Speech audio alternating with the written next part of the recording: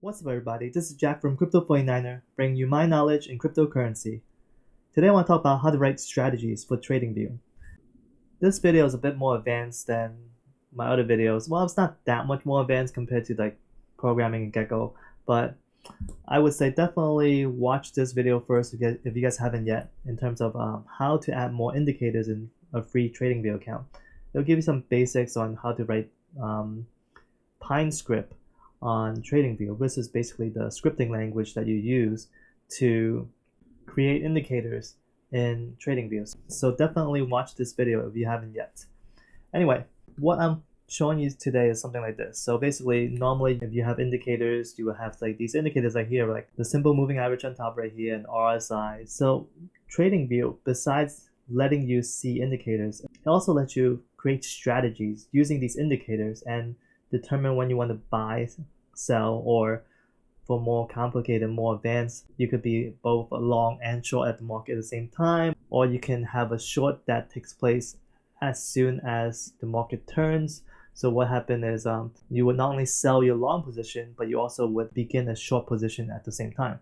So that's what you can do, and what it looked like is something like this. So as you can see here, you see these blue and purple little arrows over here. If I zoom in a little bit, you see that the blue arrow says buy, and then the purple arrows say they explain why this is a sell call and explains why. So in this case, is RSI is greater than 70, and then if you scroll through a little bit, you'll see different ones. Like this one says stop loss. The reason why I got into writing strategies for TradingView is because my workflow for creating strategies for Gekko is pretty much like this. I really just set up a bunch of indicators on TradingView and then do like what I call manual backtest. And what you see a lot of people do on these videos on YouTube, manually backtesting and going back to time period. Let's say go to this time frame here. And sometimes they may use these little more advanced feature like the replay button. Let you set this red bar here, and then when you click on it, it actually hides the rest of the live information. So actually, if I do it right now, it will actually tell me that I don't have a pro account. You need a pro account to do this for intraday hours. So I'm going to change this to a daily, because you could do it on a daily, weekly, monthly. It will let you do the replay button. So I'm going to show you this real quick here, and then it'll just cut it off. And then you can press play, and it'll actually show you the next candle, so on and so forth. So it looks like it's actually moving. So, and you actually can see how your strategy will work based on the indicators that you have.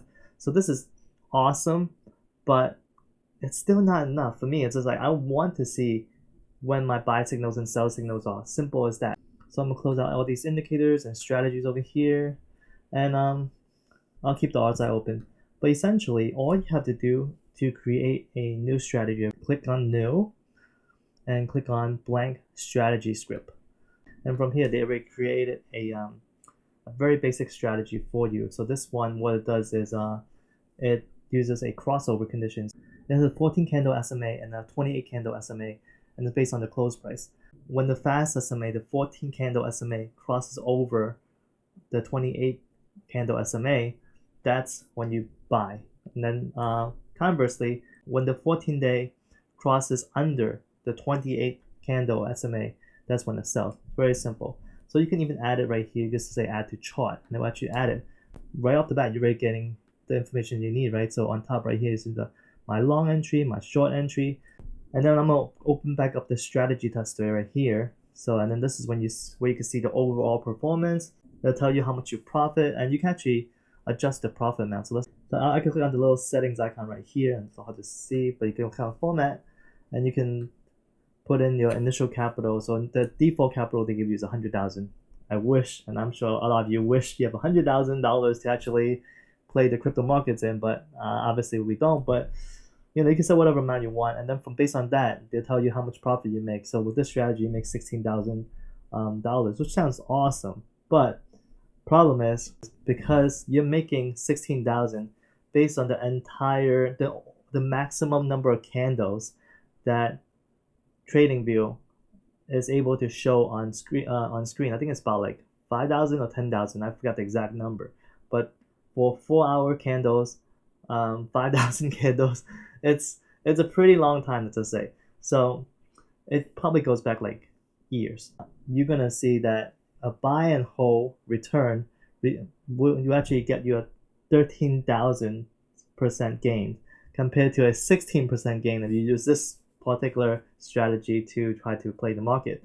So obviously this strategy doesn't work in real life, but it does show you the technicalities of how to write this strategy up. I am going to show you guys how to restrict the date range for the strategy backtesting on TradingView, so that doesn't use up the whole entire couple of years of the max candle available on TradingView. So, but before I do that though, I'm going to go back into the overview here, explain some of the things that you have here. So again, the net profit, the total number of long and short positions, and then the profitability percentage, 42%. So 42% of times your trades are profitable, and the profit factor is 1.8. It is like a risk to reward ratio of the profit factor. I'm not going to get deep into explaining it because honestly, I haven't done enough research to explain to you properly. Anyway, the max drawdown, that one I do know. And what that means is that, let's say that, you have one losing trade, right? And then you have a second losing trade, and then a third losing trade, 3 consecutive losing trades. So all these 3 losing trades are added together, and then that's what you call the max drawdown. The max drawdown is basically the maximum losses you have. If it happens to be a streak of 3 trades, then all 3 trades are added together. If it's just one trade that make you have a max drawdown, that is then count as the max drawdown trade. So let's go back to performance summary, the net profit, gross profit. These you could pretty much figure out pretty easily. So they have a long and short position, and I'm going to show you why. And here again is what I explained to you earlier. What TradingView does by default is that it has an entry long and an exit long, and the minute you exit the long, you're also entering into a short position. So you see the time, date and time is exactly the same. It goes all the way back to 2016, so it's basically 3 years ago it goes back to. So that's the reason why if you're using this particular strategy, it's a horrible strategy. I mean, going through the bull markets, obviously the main thing is to hold, but right now we're still in a consolidation bear market, so that's the reason why everyone's trying to figure out how to make money in this kind of market right now. But unfortunately for me, I don't have any exchanges that let me short the market. So what I'm going to show you guys today is going to be a strategy that's going to be long only. What it is, I'm just going to my indicators and show you the strategy I have written up. I call it the 55 SMA RSI strategy. I'm just clicking on this right here to show the source code. And from here, I'm going to go back to the earliest version, so you can select different versions that you made of the script. So I'm just going to go back to version 2 because that's pretty much my original sort of working version. And I'm just going to add it to chart, and I'm just explain to you what it does. What this strategy does is it relies on the simple moving average and the price. So essentially when the price goes above, and I'm going to zoom in here so you can see a little bit better. So when the price goes above the simple moving average, that's when it buys, and it'll buy the next candle as you see here. And when the price goes below the simple moving average, that's when it sells. At the candle where it bought at, that's also when the price dropped below the simple moving average, and that's why it sold at the next candle. And then you see it bought back in again because it crossed over again, and this time it didn't sell until it dropped over here. There are 2 sell possibilities. So one, as I mentioned, when it drops below the simple moving average. The other one is when it goes above a certain level of the RSI. So I came up with this strategy mainly from a combination of the RSI bull bear strategy and also the Fibonacci trendline strategy that Philip mentioned. I'm sure you guys heard of him. He definitely knows his stuff, even though I do have to say that his antics are a little bit crazy sometimes. But going back to the strategy here, his idea was he would have multiple Fibonacci trend lines. So there will be an 8, a 13, a 21, and a 55. If the 8, 13, and 21 crosses up over the 55, that's when you buy. Well, and you want to see like some dramatic movement, as he called it. And then you will buy and you will hold until actually it drops through, like the 8, the 13, and 21 cross under. That's when you sell. So I'm thinking, why do you even need the other trend lines? Just get rid of all the other trend lines and just use the price point as the trend line basically, and then have that cross over and under at being a buy and sell point. Let's open up Pine Editor and I'll show you that right here. So in here you see that the first line is the version. That's very important actually. You want to set it to version 3, or if you want to use older versions you can, but I'm going to stick with version 3 here. And if any of this gets a little bit confusing, like all these stuff about pyramiding, the default quantity type and currency, all this is actually explained in this article right here from tradingco.net. Really excellent article. It is long, so you do have to spend some time to read through it to completely understand how to write a strategy. But once you read through it, you would have, I would say 60-75% understanding of how to write a strategy. So the next few are inputs. So the inputs are like 14, 55, 20, 80. So what this does is it lets you change. If you go to the settings over here, the format, it'll let you change the different inputs. So you could change the different inputs. So, and then you can actually use these inputs. I actually don't even think I'd use these inputs to process this strategy. But the idea is you do want to make it so that you can edit these different settings if you want to. The next one is the VRSI and the VSMA. These are just basically you call whatever you want to. You can't use RSI obviously because RSI itself is a function that's built in, as you can see here, that lets you calculate the RSI of a specific chart. And same thing with the SMA, so let's call it VRSI, VSMA. You could call it whatever you want. You could call it ARSI or BRSI, whatever it is. So anyway, so you have those two. So the next thing is this if statement right here. So it's if not NA. So it's like SMA, just like any other indicator, needs a certain number of candles before it can be calculated. So in my case here, I have set a 55 length. So you need at least 55 candles before the SMA can be calculated. If the SMA is not calculated to a number, then it doesn't do any of this stuff. So it won't actually try to buy or sell. Now in here, the entry and close. So entry, you have ID. So ID I actually set to sell, and that makes no sense, right? Why you know, the entry is a buy, so why do you call it sell? And you even see in the comment here I said buy. So why am I calling it sell? This is just an ID. So what this is you could call it anything you want. You want to call it ID, you could call it ID. So you call it whatever you want to. But most importantly though, the close, which is what for you to close out of your long position, what this function does is it will just close out of any long positions that you have and won't try to add a short position. But what you need to do is you need the ID of your long position. So I call it sell. And what it does is if you have your ID of your long position called sell, so you just see this right here, close entries order sell. So it's actually showing the word sell on the screen here. So basically it's a way, it's a little hack in my opinion for me to show the word sell on the screen, because this is the one problem with PineScript's strategy.close. If you go to the reference page right here, so they have different options. They have strategy.exit, strategy.entry, and strategy.close. If I go up to here, all it does, it takes in two parameters. It takes in the ID and when.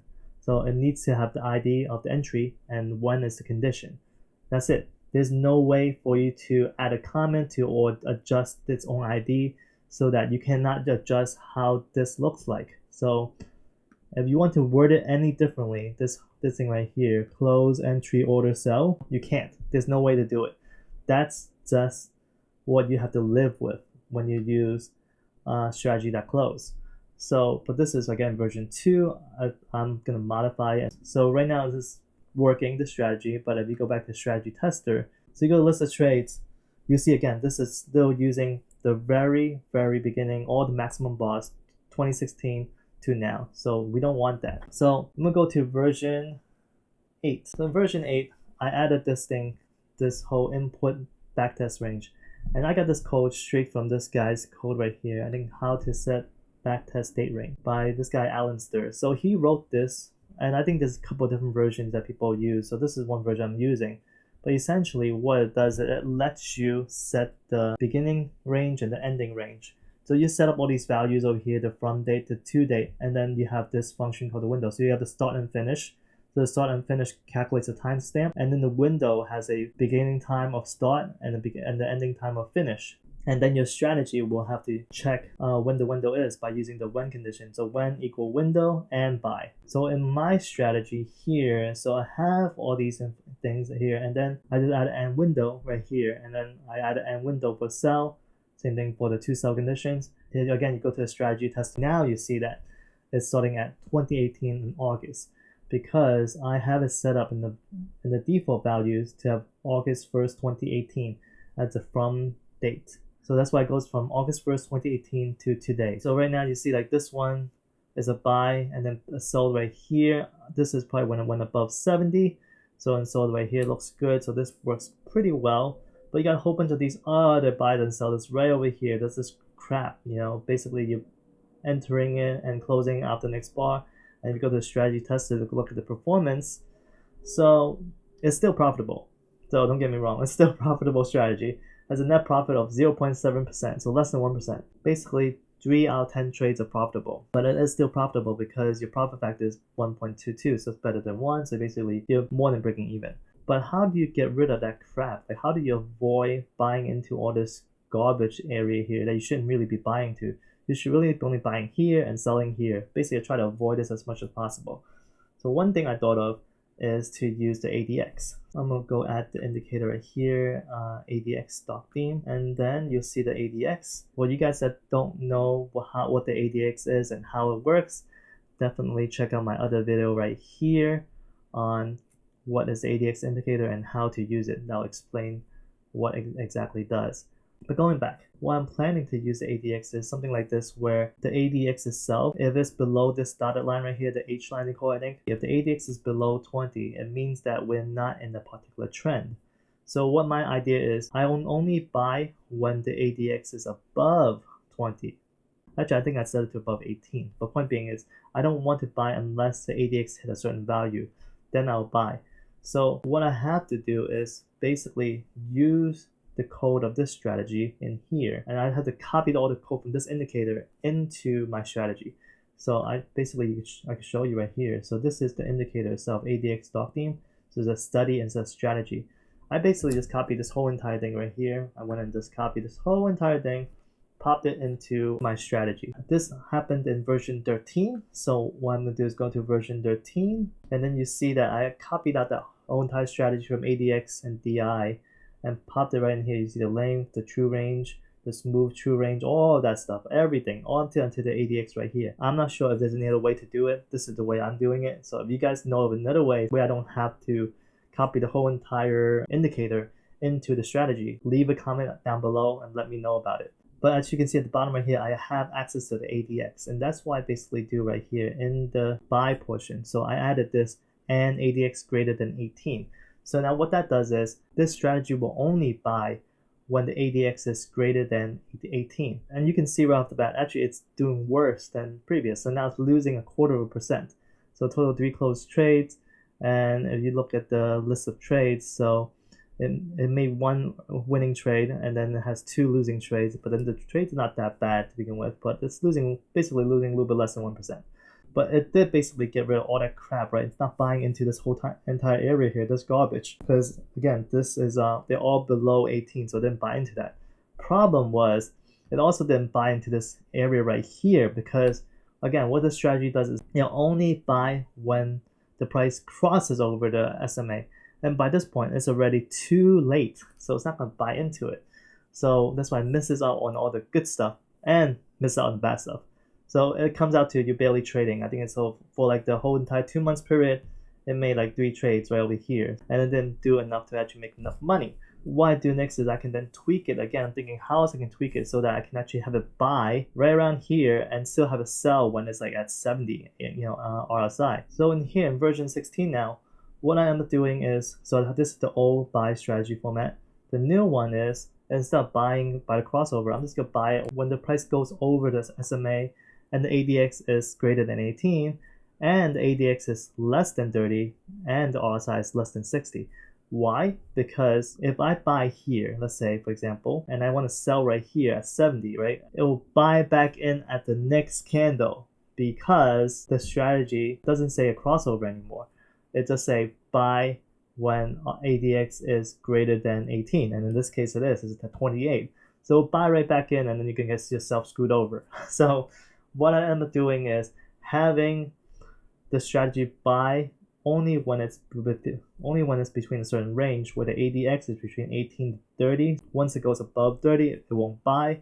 So the same thing with the RSI. As long as the RSI is less than 60, it gives us some more room to climb up to 70. So it won't buy if it's higher than 60 though. So let's see how this did. So the overall performance right now. So now it's making 2.8%, much better. And it actually has 50% profitable. So the profit factor is 2.44 now, so it's more than 2 to 1 ratio. And you can see that the max drawdown is less than 1%. So basically, the worst losing trade or a series of trade is still losing less than 1%. Actually, if you go to trades right here, you can see the wins are like 2%, 1.4%, 1.2%. And then the losses are 1% and maybe less than 1%. So you can see that. So that's the reason why this strategy is making money And even though it's losing money, these two consecutive losses are less than the 1% loss. So this was still the highest, the max drawdown. But point being, this strategy was working, looks good, it's profitable. So at this point, I'm pretty satisfied with this strategy. Only problem with it now is that, I can look at it and know that this is selling because the RSI is over 70, RSI over 70. I can tell just by looking at it. And I can tell that this is because it fell back down. But I actually want to see the words printed onto the chart here, so I know exactly that I don't have to think about it and translate it in my mind why this is selling for what reason. What I end up doing is, instead of using the strategy.close, I use the strategy.exit. Strategy.exit will close out of any of your specific entries or need this particular ID like the closed version, but it also lets you name it so that you can name it whatever you want and be able to have it commented and be able to show it on the chart. The problem is, as it says right here, so if all the following parameters, profit, limit, loss, stop, trailing point, trailing offset, NAN, basically not a number, the command will fail. So this will not sell. Basically, it will not execute if all of these are not set. So you need one of these to be set at least. So what I ended up doing was doing some research and finding this article on Backtest Rookies about TradingView stop losses. So this is how you're able to write stop losses into your strategies using basically the strategy.exit. And go into my latest version, version 25. So in here, I changed the strategy.close to strategy.exit. And I also added the stop and limit. So what happened is these strategies now have a stop loss, this one has a stop loss, and this one has a limit. It's just there to have it so that this function will work properly. In this new version now, you'll see exactly what I had before when I first showed you guys originally, where it has a buy, it has a stop loss, it has a buy, and has an RSI greater than 70 sell, there's a buy and a stop loss again. So it tells you exactly what is happening. So this is great. Only problem is, going back to strategy tester, if you go to the overview, it actually isn't performing as well. It's performing slightly worse, not too much worse, but it's, remember the previous one, if you rewind back, is actually a net profit of 2.81%. So now we're down to 2.75. So, and the max drawdown is slightly a little higher too, still under 1%. But you go to the list of trades, you can see it. So there's 2 trades now that are basically under 1% instead of 3 trades that were each under 1%. So slight performance decrease, but the chart looks perfect. This is pretty much how I'm going to be writing strategies going forward for Gekko too, basically. So I'll be writing strategies in TradingView first, figuring out how it works, and then I can convert it into Gekko once I have something successful, something that's working properly, because this visualizes strategy so much better than the old-fashioned way of using indicators and just trying to map it out and going to manual backtesting, as I call it back then, to try to figure out if the strategy works. I did it too. I would go back manual backtest at least 10 different frames. Problem is, you would miss some of these odd ones, like when they were at the junk area and it buys and sells and you're losing money, because you don't really try to calculate that. You see a bigger picture, but you would end up missing those things. So this is my game plan going forward. But there's one other thing. You can actually use TradingView with the strategy. You can use it to trade live depending on what exchange you use. Apparently, if you have Poloniex, you can now use TradingView to have it trade for you. If you have a strategy running, you have a strategy like I have set right here, and you have a Poloniex account, you can have it buy and sell for you automatically, basically like a trading bot. So essentially, this can replace Gekko or whatever other trading bot you use if you have Poloniex and if you trust them with your API keys. Bottom line, TradingView strategies let you backtest Gekko strategies or any day trading or swing trading strategy and instantly see if the strategy is profitable. It does take time to write the strategy in PineScript, but you end up saving hours or days or maybe even weeks from pursuing a strategy that isn't profitable in the first place. Once you have a profitable strategy, you can refine it and instantly see the result, much faster than backtesting on Gekko. But what's really mind-blowing is you can use these strategies to trade directly. And if you trust TradingView with your exchange API keys, you now have a trading bot that is accessible anywhere you have an internet connection. So that's my video for today, guys. In a future video, I might try to convert the RSI Bull Bear ADX strategy into a TradingView strategy. If that happens, you guys should see it in the next video. But that's all for today. If it isn't crypto, it isn't worth mining, it isn't worth speculating. Peace out.